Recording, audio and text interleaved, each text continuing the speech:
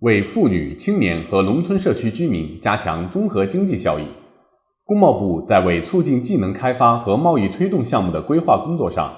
举办了以在贸易与商业领域上为妇女、青年和农村社区居民加强综合经济效益为主题的研讨会，以此加强为妇女提供综合经济效益。该活动于2024年3月29号举办，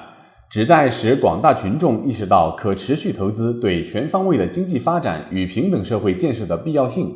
特别是对妇女、青年和农村社区居民，其中考虑到了外国直接投资以及政府与私营企业之间合作的重要作用，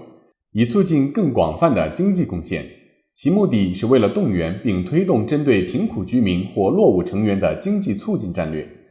研讨会还讨论了关于外国直接投资将促进男女之间在社会平等地位，并促使各企业为青年人提供新的工作领域和就业机会，以及如何将上述工作推动到农村社区，以便增强妇女在社会与经济的贡献和地位。